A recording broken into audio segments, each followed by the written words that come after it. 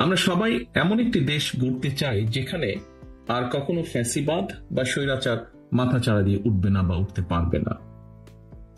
আমরা সবাই একটি স্বাধীন ও সার্বভৌম বাংলাদেশ চাই, যেখানে জনগণের অধিকার ও স্বাধীনতা কেউ কেড়ে নেবে না। আমরা সবাই একটি নিরাপদ ও সুরক্ষিত বাংলাদেশ চাই, যেখানে গণ আকাঙ্ক্ষার প্রতিফলন ঘটবে। নির্বাচিত ও জবাবদিহিমূলক সরকার নিশ্চিত করবে জনগণের মালিকানা ও অংশীদারিত্ব। উপস্থিত সুধীবৃন্দ, ফ্যাসিবাদের সময় আমরা তথাকথিত উন্নয়নের রাজনীতি দেখেছি, কিন্তু পতিত সেই রাজনীতির ভিত্তি ছিল দুর্নীতি, দুঃশাসন ও দুর্বৃত্তায়ন। অন্যদিকে জনগণের ভোটে বিএনপি যদি সরকার গঠন করে, আপনারা দেখতে পাবেন আমাদের ৩১ দফার আলোকে জনগণের ক্ষমতায়ন ও অংশীদারিত্বের রাজনীতি। আমাদের রাষ্ট্র পরিচালনার ভিত্তি হবে rule of law, human rights and freedom of expression. আমরা মনে করি একটি দেশে নির্বাচিত সরকারের প্রথম কাজ হচ্ছে রাষ্ট্রকে নিয়মতান্ত্রিক উপায়ে পরিচালনা করা, যেন রুলস বেসড অর্ডার ঠিক থাকে। রাষ্ট্রে যদি রুল অফ ল থাকে, অ্যাকাউন্টেবিলিটি অ্যান্ড গুড গভর্নেন্স থাকে, তাহলে ন্যাচারালি সেখানে সাস্টেনেবল এবং ইনক্লুসিভ ডেভেলপমেন্ট হবে। আওয়ামী লীগের মতন পরিবারতন্ত্র বা অলিগার্কি তৈরি হবে না। ডিভিশন এবং ডিসক্রিমিনেশন থাকবে না। সমাজের প্রতিটি স্তরে পলিটিসাইজেশন বা ইনস্টিটিউশনাল কোলাপস ঘটবে না। কাঠামো নিয়ে আসতে পারি, সারা পৃথিবী থেকে প্রাইভেট ইনভেস্টমেন্ট এবং প্রাইভেট ক্যাপিটাল নিজ গতিতেই বাংলাদেশে আসবে। আমাদের পাবলিক সেক্টরের সাথে কাঁধে কাঁধ মিলিয়ে কাজ করবে, যা দেশের উন্নয়ন ও উৎপাদনে ভূমিকা রাখবে। প্রিয় উপস্থিতিবৃন্দ, আমরা নিশ্চিত করতে চাই, সর্বোচ্চ চেষ্টা থাকবে আমাদের, আগামীর বাংলাদেশে আর কোনো ব্যক্তি, এমনকি প্রধানমন্ত্রীও স্বৈরাচারী হয়ে ক্ষমতার অপব্যবহার যেন করতে না পারে বা পারবে না। রাষ্ট্রের সর্বোচ্চ পর্যায় থেকে শুরু করে সরকারের প্রতিটি লেভেলে চেষ্টা করা হবে নিশ্চিত করতে কেউ জবাবদিহিতার ঊর্ধ্বে নয়, কেউ আইনের ঊর্ধ্বে নয়। বিএনপি রাষ্ট্র পরিচালনার দায়িত্ব পেলে আমরা দলমত নির্বিশেষে প্রতিটি নাগরিকের মত প্রকাশের স্বাধীনতা নিশ্চিত করতে চাই। ঠিক যেভাবে আজ থেকে ২ দশক আগে বিএনপি সরকারের সময় বাংলাদেশে মিডিয়া নির্ভয়ে সরকারের সমালোচনা করতে পারত, কার্টুন আঁকতে পারত। আপনাদের অনেকেরই নিশ্চয়ই মনে আছে, তৎকালীন প্রধানমন্ত্রী বেগম খালেদা জিয়া এবং আমাকে নিয়ে মিডিয়ার একাংশ ভিত্তিহীন সংবাদ পরিবেশন করেছিল, media trial and propaganda campaign করেছিল। কিন্তু আমরা তার প্রতিদানে কোনো মিডিয়ার কণ্ঠরোধ করিনি কিংবা কাউকে হেনস্থা করার চেষ্টাও করিনি। আমরা চেষ্টা করিনি কোনো সম্পাদককে জেলে পাঠানো। গত ১৬ বছরে আমার নিজের, আমার দলের এবং গণতন্ত্রের পক্ষে শক্তি তথা আপনাদের অনেকের freedom of speech, freedom of expression and freedom of association সম্পূর্ণভাবে হরণ করা হয়েছিল। সে উপলব্ধিকে ধারণ করে আমরা all citizens including human rights activist, social influencers and জার্নালিস্টদের মতামত প্রকাশের স্বাধীনতা নিশ্চিত করার সর্বোচ্চ চেষ্টা করব ইনশাআল্লাহ। আমাদের লক্ষ্য এমন একটি রাষ্ট্র কাঠামো গড়ে তোলা যেখানে ইউটিউব, ফেসবুক এবং আদার অনলাইন প্ল্যাটফর্মে নিজেদের ভাবনা প্রকাশের কারণে কিংবা প্রধানমন্ত্রী সহ গুরুত্বপূর্ণ ব্যক্তিদের বিষয় মন্তব্যের দায়ে কাউকে যেন হেনস্থা করা না হয়।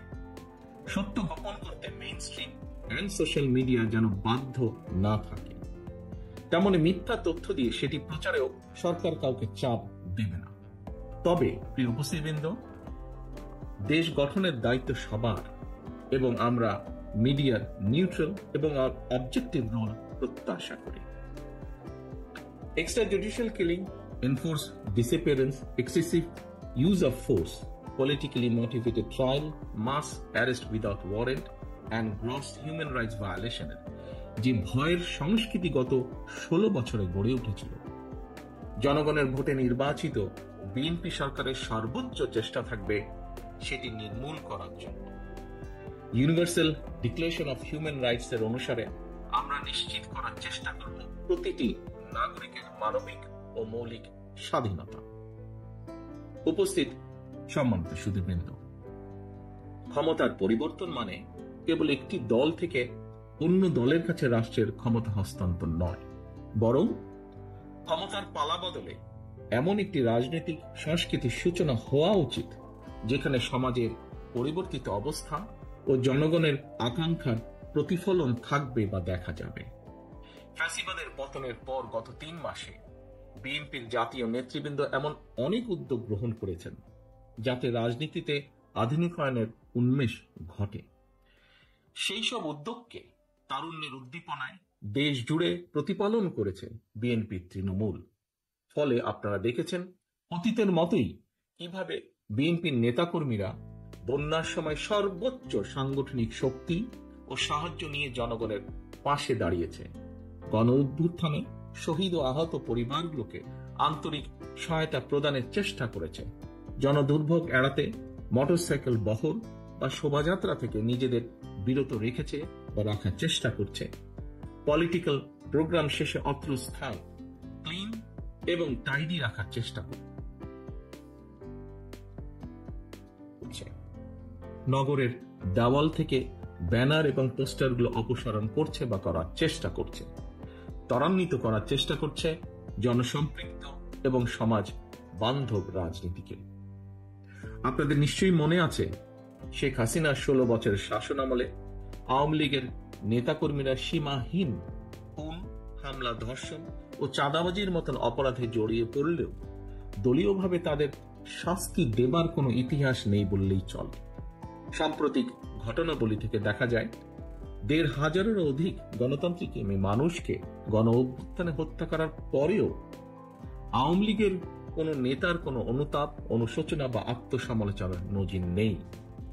অপরদিকে আমরা সবাই জানি বিএনপির 60 লক্ষ নেতাকর্মীর বিরুদ্ধে মিথ্যা মামলা রয়েছে, সেই সময় দেওয়া হয়েছে। তারপরেও এত বিশাল সংগঠনের নাম ব্যবহার করে কেউ বিচ্ছিন্নভাবে কোনো অপরাধে জড়িত হলে তা জানা মাত্রই আমরা দ্রুত সাংগঠনিক ব্যবস্থা গ্রহণ করেছি। 5ই আগস্টের পরে দেশে ল অ্যান্ড অর্ডার সিচুয়েশন ভেঙে পড়েছিল, ছিল পুলিশের অনুপস্থিতি। সেই সময় দলীয়ভাবে বিএনপি সাধারণ মানুষের পাশে দাঁড়িয়েছে, দেশকে আগলে রাখার চেষ্টা করেছে, নিশ্চিত করার চেষ্টা করেছে জননিরাপত্তা এবং রাষ্ট্রের স্থিতিশীলতা। প্রতিহিংসার রাজনীতিতে না জড়িয়ে সহিংসতাকে প্রতিহত করেছে এবং সহ অবস্থান নিশ্চিত করেছে।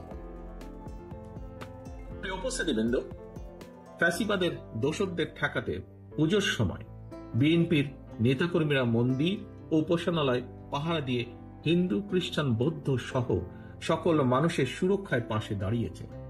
ধর্ম, বর্ণ কিংবা ভৌগোলিক আদর্শ অবস্থানে নির্বিশেষে প্রত্যেক নাগরিক যেন তার ধর্মীয়, রাজনৈতিক, সাংস্কৃতিক ও সামাজিক অধিকার বিনা বাধায় উপভোগ করতে পারে, সেই লক্ষ্যই মুক্তিযোদ্ধারা লাখো প্রাণের বিনিময় বাংলাদেশ স্বাধীন করেছিলেন।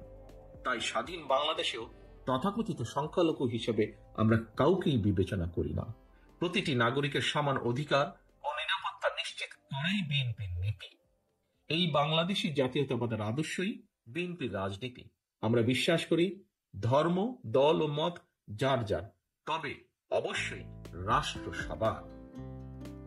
সম্মানিত অতিথিবৃন্দ, আজ আমরা 31 দফার আলোকে যে আলোচনা এখানে করেছি তা নতুনভাবে সংজ্ঞায়িত করবে বাংলাদেশের আর্থ সামাজিক উন্নয়নকে, আকাঙ্ক্ষার আলো দেখাবে পরিবর্তনকামী গণমানুষকে। রাষ্ট্র কাঠামো মেরামতের এই রূপরেখা তৈরি হয়েছে শহীদ রাষ্ট্রপতি জিয়া রহমানের 19 দফা, দেশনেত্রী বেগম খালেদা জিয়ার ভিশন 2030, বিএনপির জনসম্পৃক্ততা এবং রাজনৈতিক অভিজ্ঞতার আলোকে প্রথমে প্রদত্ত 27 দফার উপর ভিত্তি করে, যা পরবর্তীতে যুগপৎ গণতান্ত্রিক আন্দোলনের শরিক সকল রাজনৈতিক দলের ঐক্য মতে 31 দফায় পরিণত হয়। বর্তমানে দেশে আলোচিত প্রায় সব সংস্কার প্রস্তাবই আমাদের এই 31 দফায় অন্তর্ভুক্ত রয়েছে। তবে আমি সংস্কারের উদ্দেশ্যে বলতে সেটিই বুঝি যে সংস্কারের মাধ্যমে সংবিধানের কয়েকটি বাক্যের পরিবর্তন নয় শুধুমাত্র, বরং মানুষের ভাগ্যের পরিবর্তন হবে। অর্থাৎ একজন মানুষের রোজগারের ব্যবস্থা হবে, তার ও তার পরিবারের আর্থ সামাজিক নিরাপত্তা ও সঞ্চয় নিশ্চিত হবে। আমি সংস্কার বলতে সেটিই বুঝি যা কর্মসংস্থানের মাধ্যমে প্রতিটি নারী ও পুরুষের বেকারত্বের সমস্যার সমাধান করবে। যে সংস্কার নারীদের সম্মান, স্বাধীনতা ও ক্ষমতায়ন নিশ্চিত করবে। যে সংস্কার সকল মানুষের জীবনের সুরক্ষা নিশ্চিত করবে। যে সংস্কার দেশের সন্তানদের আধুনিক শিক্ষা ও নৈতিক মূল্যবোধ গঠন করবে। যে সংস্কার মানুষকে কাঙ্ক্ষিত স্বাস্থ্য সেবা দেবে। যে সংস্কার বাজারে নিত্য প্রয়োজনীয় দ্রব্যের দাম স্থিতিশীল রাখবে। আমি সংস্কার বলতে সেটিই বুঝি যা কৃষক, শ্রমিক সহ সকল কর্মজীবী মেহনতি মানুষের ন্যায্য ও প্রাপ্য মজুরি নিশ্চিত করবে। প্রিয় উপস্থিতিবৃন্দ, বাংলাদেশের স্বৈরাচারী ব্যবস্থা যেন আর পুনরাবৃত্তি না ঘটে সেটি নিশ্চিত করতে বিএনপি সংবিধানে এমন ব্যবস্থা রাখতে চায় যাতে কেউ পরপর দুবারের বেশি প্রধানমন্ত্রী হতে না পারে। আমরা আইন, বিচার ও নির্বাহী বিভাগের মধ্যে ক্ষমতার ভারসাম্য রাখতে চাই। রাষ্ট্র পরিচালনায় সমাজের জ্ঞানী গুণীদের প্রতিনিধিত্ব এবং অংশগ্রহণ নিশ্চিত করতে দ্বিকক্ষ বা বাইক্যামেরাল পার্লামেন্ট সিস্টেম প্রবর্তন করতে চাই। আমাদের লক্ষ্য তরুণ ও বেকারদের জন্য কর্মসংস্থান, আর কর্মসংস্থান না হওয়া পর্যন্ত যোগ্যতা অনুযায়ী বেকার ভাতা প্রবর্তন। আমরা নিশ্চিত করতে চাই সর্বস্তরে নারীর অংশগ্রহণ, তৃণমূলের ক্ষমতায়ন এবং আবারও ঐতিহাসিক খাল কাটা কর্মসূচির বাস্তবায়ন। Health care, education, agriculture, energy, climate and economy সব ক্ষেত্রে আমরা আনার চেষ্টা আনতে চাই যুগোপযোগী আমূল পরিবর্তন, যেন তৈরি হয় স্কিলড হিউম্যান রিসোর্স, বৃদ্ধি পায় export oriented industries and national remittance, স্থাপিত হয় মেধাভিত্তিক রাষ্ট্র ব্যবস্থা। Decentralisation of power, universal health coverage, fair prices for farmers and producers, need-based education and multilingual training, multi-modal communication system, housing facilities and social benefits for all. এই পরিবর্তনগুলো ধর্ম, বর্ণ, গোত্র, গোষ্ঠীর সমতল পাহাড়ি নির্বিশেষে সুষম ও সম অধিকারে আধুনিক বাংলাদেশ নির্মাণে একটি ঐক্যমতের ভিশন বলে আমরা মনে করি। পরিবেশ পরিস্থিতি, দেশের প্রয়োজন এবং মানুষের চাহিদার সাথে মানিয়ে নিতে 31 দফাকে সংযোজন, বিয়োজন, পুনর্বাসন বা পরিবর্তিত অবশ্যই করা যেতে পারে, তবে তা হবে stakeholder consultation and public কনসেনসাসের মাধ্যমে।